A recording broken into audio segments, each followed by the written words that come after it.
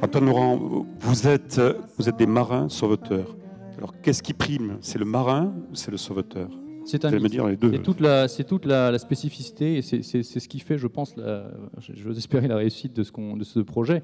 C'est qu'on essaye d'avoir des gens de plusieurs milieux, des sauveteurs, des secouristes, des gens qui viennent du médical, et aussi des gens qui viennent des marins pêcheurs, des marins de commerce, des marins militaires. Et chacun vient avec son expérience très hétérogène, très diverse, pour réussir à s'adapter au maximum à toutes les situations. SOS Méditerranée, c'est un projet de la société civile, on se défend à l'être et on est fiers de l'être.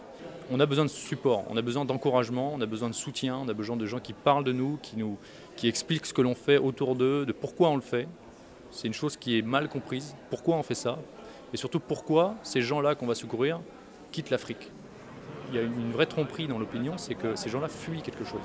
Personne ne quitte l'Afrique par plaisir, comme une option, un choix par rapport à un autre, c'est une obligation, ils n'ont absolument aucun choix de le faire. Et on le sait, on le voit bien, puisqu'ils risquent leur vie, pas uniquement en mer, dans le désert, en Libye et même encore au-delà en Italie.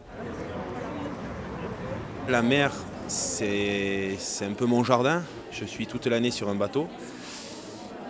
Et j'ai appris qu'il y avait des gens qui mouraient dans mon jardin et je ne pouvais pas laisser faire ça. Donc j'étais obligé de rejoindre l'Aquarius. Pour moi, c'était juste une obligation d'aller tendre la main à ces gens.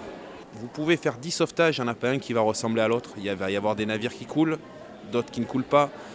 En ce moment, nous sommes sur une dynamique de sauvetage vraiment de masse, avec 10, 15, 20 embarcations en même temps à gérer. C'est-à-dire que c'est vraiment très difficile de gérer tous ces navires en même temps. Il faut voir un ordre de priorité, ceux qui sont le plus en danger, ceux qui sont le moins en danger.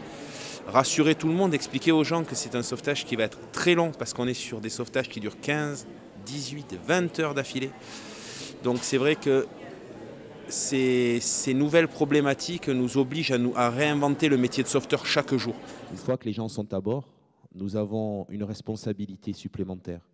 Il faut s'occuper de ces gens, il faut les vêtir, il faut les nourrir, il faut s'en occuper, il faut redonner une dignité perdue. Pour moi, je ne vais pas sauver des réfugiés, je ne vais pas sauver des migrants, je vais sauver des êtres humains qui sont dans le besoin, dans une mer qui est la mienne, qui est la nôtre ici à Marseille. Et je ne peux pas faire autrement que d'aller tendre la main à ces gens. Méditerranée, c'est une fée qui t'a donné ton décor et ta beauté.